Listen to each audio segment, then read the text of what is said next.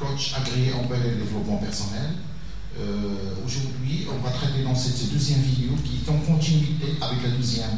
On sait définir c'est quoi la PNL, la programmation neurolinguistique. Au départ, on a vu que la PNL c'est une science, on a parlé que la PNL englobe un ensemble de modèles.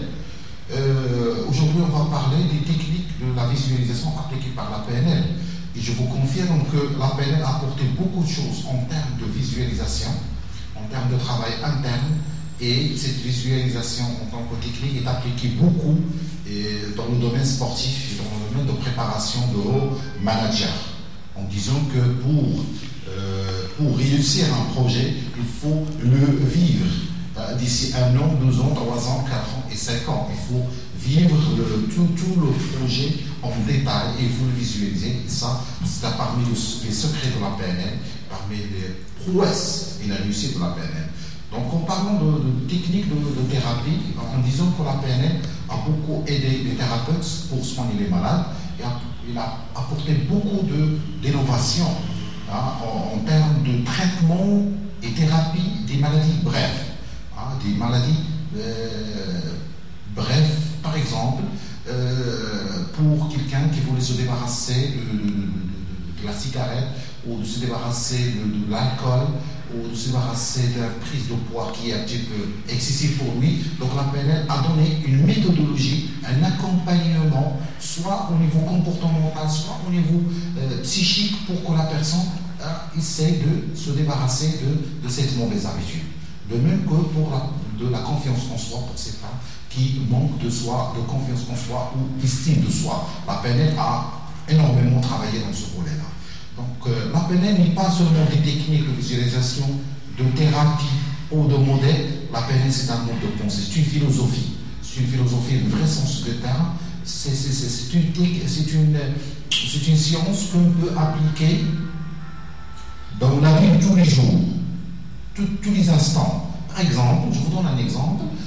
En appliquant les principaux de la PNL, et on prend un exemple, par exemple, la carte n'est pas le territoire. Si on arrive à assimiler, pour les PNListes qui assimilent, qui maîtrisent ce concept-là, je vous jure qu'ils n'auront jamais de problème, entre guillemets. Pourquoi?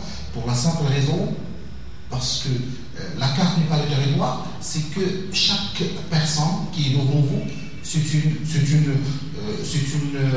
une carte à part. Donc, il a ses propres expériences, il a son propre mode de pensée, il a sa propre vision, donc qui est différente de la mienne. Donc, il faut respecter cette individualité. C'est ça la carte de monde. Et lorsqu'on est en train de communiquer avec la personne, il est différente de moi. Donc, il faut essayer de comprendre sa carte. On parle de carte. De cartes en termes PNL.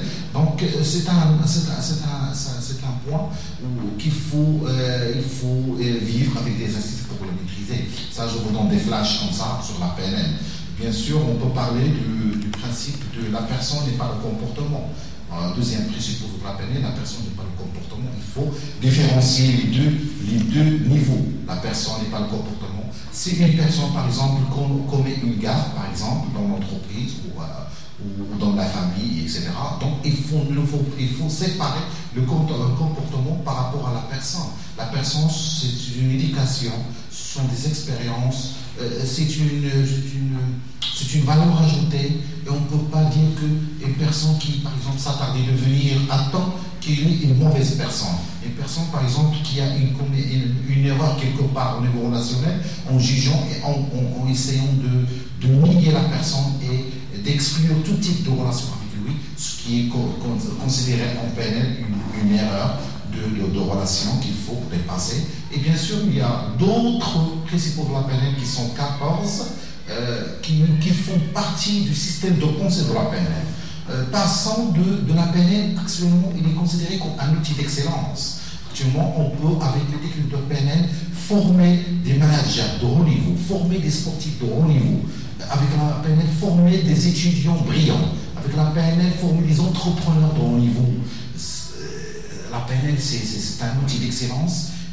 Si la personne maîtrise toutes les techniques de la PNL, il peut certainement agir sur lui-même et agir sur l'être, et parfois, conséquence, avoir un comportement de leader. Et ça, au niveau de la PNL, on travaille beaucoup et énormément.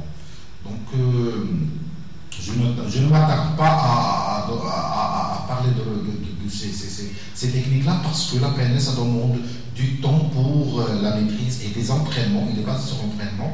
Donc je vous laisse le soin. Si vous, par exemple, vous aurez besoin de quelques questions, nous avons notre site que nous allons afficher sur la vidéo et je suis à votre disposition pour toute intervention.